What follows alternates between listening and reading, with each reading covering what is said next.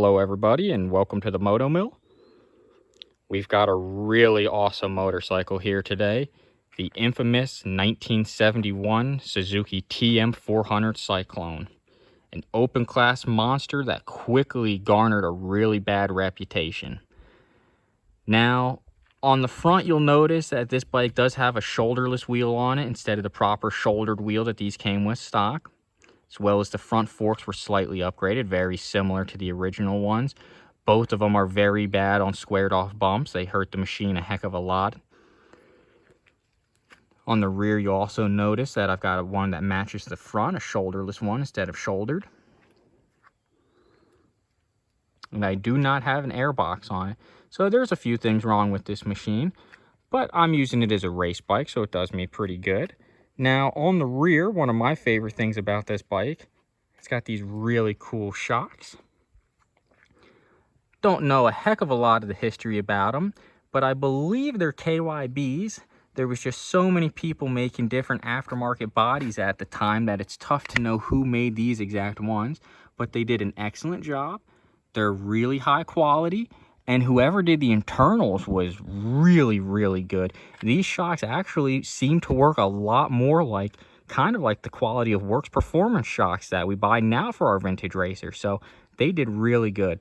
Now, the only other set of those I've ever seen seems to be on a guy selling an RH67, one of those old TM250s with the blue frame. I think he's got it over in Australia or New Zealand. He's got a cool set of those shocks too. And you'll see I've got a Mikuni carb on this bike. The oil injection has been deleted. It does have that early cylinder and head on it. That's a little different than the later models. So when I compare this bike to my 1974, this bike has a lot more of a relaxed feel. I do have different ignitions on them, so that could be part of it. It also almost feels like this bike's got a little bit more rake in the front end. That 74 feels more aggressive on a motocross track. But this bike, feeling a little more comfortable at high speeds, probably suits it more as a desert racer, which is where the TMs really excelled.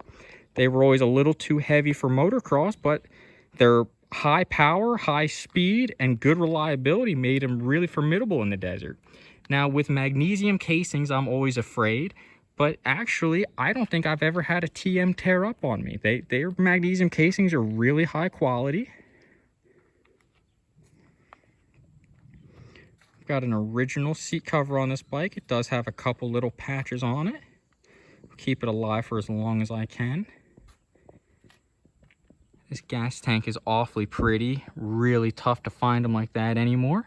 I took this bike to an armor race and the guy came up and said, well, it's a really nice bike, but why would you paint it orange ever? I kind of started laughing almost. You know, I didn't even paint this tank. This is still original. The factory did this one. All the 71 400s were orange. It was the only year of them being orange. The 72s have a lot of similarity to the 71s, not a heck of a lot different. This bike would go on to be known as Suzuki's Widowmaker, and I think really that's kind of a sad title for it. You know, it also made it onto the top 10 worst dirt bikes of all time list, and I don't think that does it justice either. I can think of 100 bikes that are a heck of a lot worse than this. What really made this bike bad was the forks that we talked about earlier, the ignition system that jumped around, advanced timing on people, really easily solved back in the day and especially now. And then the swing arm originally had like plastic bushings or spacers in them, so you replace that with some brass ones now, and you know, it really brings the bike together, along with a modern ignition system, or even just another one out of something back in the day. You can go with Suzuki's later CDI boxes. They work pretty good. You could do the old TS400 ignition trick, but it's a little better just to go to one of their slightly later CDIs. All the early Japanese CDIs have issues. This bike's, you know, perfect example of that. But later on, they did get a little better. Still isn't nearly as good as putting a modern ignition on them. You can tell my pipe's a little smashed up, but it does mount in the proper place for 1971. It's a little tucked away behind that number plate there. I think another issue with these machines that really hurt them was actually their price point. They were now cheap enough that people that were coming off of other machines like SL350s and stuff like that could afford something that was really a big, vast improvement. This machine makes a heck of a lot of power for people moving up from a small bike or even from the big four-strokes of the past. I don't think this bike should be known as the Widowmaker. I think this bike should really be known as the Peacemaker. This is the bike that really, really tamed the American West. These bikes would do excellent in the desert, even though there was a lot more support for a lot of bikes like Husqvarna's, and Husky would go on to win probably a lot more races than these. But the difference is these bikes got in the hands of normal people. The Husqvarna's were still very expensive and CZs were still very expensive. These bikes, you could go buy them right about for $1,000. That was still when they were fresh and new. Probably some very good leftover deals just after that. So what happens when you take a very fast, violent motorcycle that's a first model year with some teething issues and you give it to amateurs? I guess you'd say a 50-year reputation of just absolute turmoil, of this machine just going out and hurting people. But to me, it's always been a pretty good ARRMA backup bike, really. Like I said, there's sportsman bikes out there that are a heck of a lot more competitive, but this bike does good.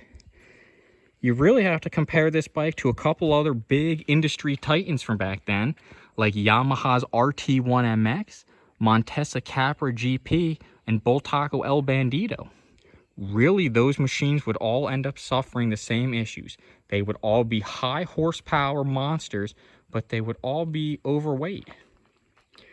The RT1 was a very heavy bike. I have an RT1 and I love it. Same thing with the other two.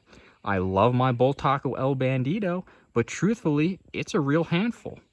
It might be worse than this machine. It's tough for me to call out my Bandito like that because it's one of my favorites. But I think the reason it never got the same bad reputation is simply because most people didn't have that. How many people do you know that had an El Bandito back in the day? It's probably a lot more common to see these, and even these were really a rarity, even though they were still getting to the hands of normal people, because most people couldn't afford an open classer. That's why the 125 class would start to spring up, everybody. So I think we all need to do this bike a favor and give it another look. It's not a bad motorcycle at all. In fact, it's a bike that's starting to really, really pick up with collectors. A machine of absolutely legendary standing. I like bikes that go out and scare you and bikes that try to hurt you. This Suzuki TM, truthfully, isn't that. It's kind of a big teddy bear. Makes a lot of power, but it's really not too bad. It's never really out to hurt you. Just keep an eye on those front forks. If you can change them out for something a little later, then you're doing better off than I am. I might change these ones out at some point. Everybody have a great rest of your day. Please subscribe. We're going to do a lot with this bike, racing against its competition in the near future.